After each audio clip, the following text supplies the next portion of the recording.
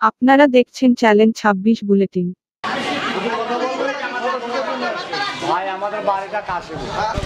আসসালামু আলাইকুম।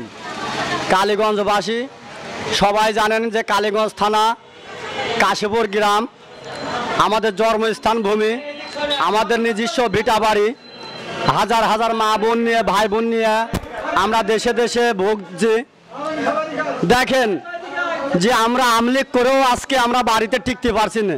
তাহলে আমরা কি রাজনীতি করি, কি দল করি যে আজকে আমলিগ করে আজকে আমরা মা বোন নিয়ে, বউ ছেলেপিলে নিয়ে দেশে দেশে ঘুরে বেড়া, বউজের গলায় দা ধরে, মেয়ে লোকের বুকের পরে উঠে দা ধরে। কেন এগুলা কি জনগণ আছে দেখতে পারছে না?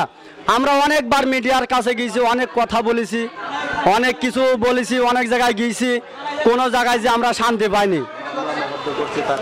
আমাদের বিনা অপরাধে পরপর 25-30টা মামলা করা হয়েছে। দেখেন আমি গরিব মানুষের সন্তান, আমি মাছ বিক্রি করে খাই, আমি ভ্যানে ভ্যানে মাছ বিক্রি করে খাই। তারা আমার গাড়ি পর্যন্ত ছিনতাই করে নিয়েছে। আমার বাড়ি থেকে গরু, ছাগল, হাঁস, মুরগি সব নিয়ে গেছে আমার বাড়ি থেকে। আমার বাড়ি শেরবানুরি তলায়, এটা কাশীপুরে সবাই জানে যে আমি একটা মাছ ব্যবসাদার। দেখেন আমার কত মা বোন আছে, আত্মীয় স্বজন আছে, দেখেন এদের গলা পরে দা ধরে। এখন আমরা বহুত দূরে থেকে আসছি, বাড়ি যাব, আমাদের বাড়ি জাতি দিচ্ছে না। ওই মনিরুলের গ্রুপের লোকজন কাশীপুর দা এসব রামদানি দাঁড়িয়ে আছে, ওরা শুধু আমাদের অস্ত্রের হুমকি দেয়, আমাদের বোমের হুমকি দেয় যে বোম মেরে ঘর বাড়ি উড়িয়ে দেবো, বাড়ি থাকতে দেবো না। ওই 12 বাজারের হাবিব আছে, ডিআইজি রহমানের সাথে কথা বলে, সেই এই হাবিব স্যারের সাথে আমাদের নামে বিভিন্ন গিবত গায়, আমাদের দিয়ে ভাঙিয়ে ছুড়িয়ে টাকা পয়সা নিয়ে সেই হাবিব বিল্ডিং করছে, হাবিব বড় গাড়ি বাড়ি করছে, কিন্তু আমাদের দেখেন অশান্তির ভিতরে রেখেছে, আমাদের বাড়ি ঢুকতে দিচ্ছে না এই হাবিব। এই মনিরুল, আশা, এই আছে ফয়াজ, কি আছে, আরো অনেকে লোকজন আছে যা চোখে না দেখে আপনারা বিশ্বাস করতে পারবেন না। কেন এই কি দেশের? আমরা কি রোহিঙ্গা? আমরা কি ওই বার্মা থেকে উড়ে আসছি? আমরা তো বাংলাদেশেরই নাগরিক, আমরা তো বাংলাদেশেই থাকি, আমরা বাংলাদেশের ভোটার, আমরা কালীগঞ্জ থানার ভোটার, আমরা তো বার্মা থেকে আসিনি, আমরা তো সেই রোহিঙ্গা না। তাহলে আমরা আমলিগ করি, আমরা রাজনীতি করি বলে আমরা বেদে বলে কি মানুষ না? আমরা সাপুরে বলে কি মানুষ না? আমরাও তো একটা মানুষ। 10 জনের শরীরে যে রক্ত মাংস আছে আমাদের দেহ সেই একই জিনিস আছে।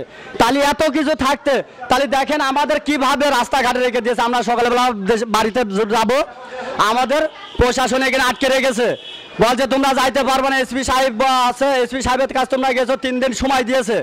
আমরা এসপি সাহেবের কাছে পরপর কয়েকবার গেছি, স্যার দেখেন আমাদের মা বোন নিয়ে কত কষ্টের ভিতরে আমরা আছি। আমারে মনিরুল, আশা, ইয়াকুব এরা মেরে ফেলার হুমকি দিয়েছে। আমারে বলছে যে তুই বাড়ি আসার সাথে তোর 2 পা 2 হাত আর তোর 2 চোখ থাকবে না। তাহলে আমি কি অপরাধ করেছি? তাদের বউ ছেলেপিলে টানাটানি করিনি, তাদের মারধর করিনি, তাদের বাড়ি ঘর ভাঙিনি, না ভেঙে তারা আমার হাঁস, মুরগি, গরু, ছাগল আমার বাড়িওয়ালার পর্যন্ত মেরেছে। কাশীপুরে সবাই জানে যে আমার বাড়িওয়ালাটা নিরীহ মেয়ে, আমার বাড়িওয়ালা কারোর সাথে অন্যায় করিনি, কারোর সাথে মুখ কালাকালি করিনি, তারপরেও আমার বাড়িওয়ালা মেরেছে। এই দেখেন আমার মা হচ্ছে, দেখেন আমার মা এই বৃদ্ধ মানুষ, আমার মার গলার পরে দামদা ধরেছে, আমার মার কাছ থেকে মনিরুল 10,000 টাকা নিয়েছে। এই দেখেন আমার মা এই কথা বলুক। বাবা আমি মুরব্বী মানুষ বাবা, আমার ধরেছে গলে নান্দা ধরে জবাই করতে, টাকা পয়সা দিয়েছে জবাই করবো। এই খানকি বাচ্চা, এই নদীর বাচ্চা তোরে আগে জবাই করবো, তোরে জবাই করে তোর ছেলে জবাই করবো পাশে।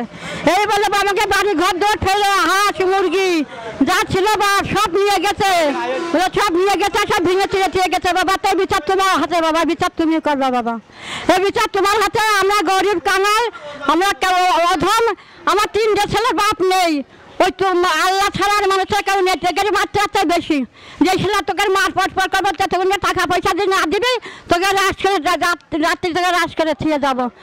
তারপরে দেখেন আমার কাছে, আমার দাঁড়ান একটু শুনি, আমার কাছে প্রমাণ আছে, আমার কাপড়ের হুমকি দিয়েছে, আমার কাছে রেকর্ড আছে, আমার কাছে রেকর্ড রয়েছে। আমারে বলেছে যে তুই বাড়ি যখন ঢুকবি তোর জন্য 2 কাপড় রেখে দিয়েছি। তাহলে এগুলা কি মানুষের ব্যবহার? আমার জন্য তারা 2 কাপড় রেখে দিয়েছে, আমার তারা মৃত্যু কামনা করেছে।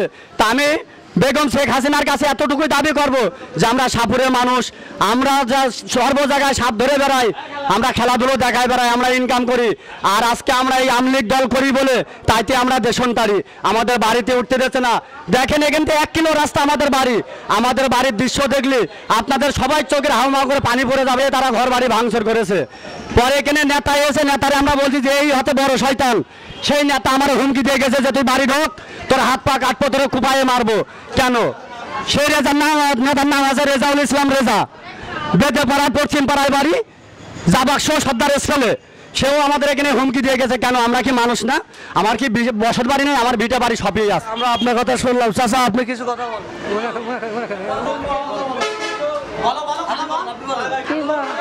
আপনারা যে প্রতিবাদটা বলবেন সেটা। আসসালামু আলাইকুম বাজান।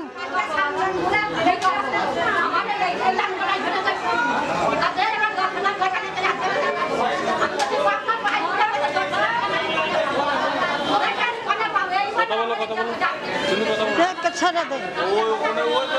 হ্যালো, আসসালামু আলাইকুম।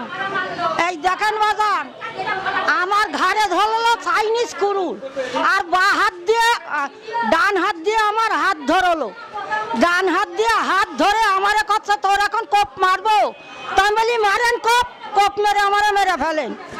এই দেখেন আমার ছাগল, গরু, হাঁস, মুরগি, কই তোর যা ছিল আমার বাড়ি কিচ্ছু থইনি, সব মনিরুল সানা চুরি করে খেয়েছে।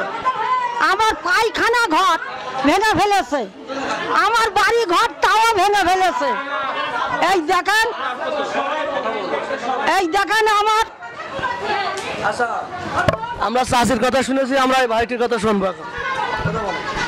ভাই আমরা বাংলাদেশের নাগরিক, কাশীপুর। আসসালামু আলাইকুম, আমার নাম নুর আলম, আমার বাড়ি কাশীপুর, ঝিনাইদহ জেলা কালীগঞ্জ থানা, কাশীপুর গ্রাম, পশ্চিম পাড়ায় আমার বাসা।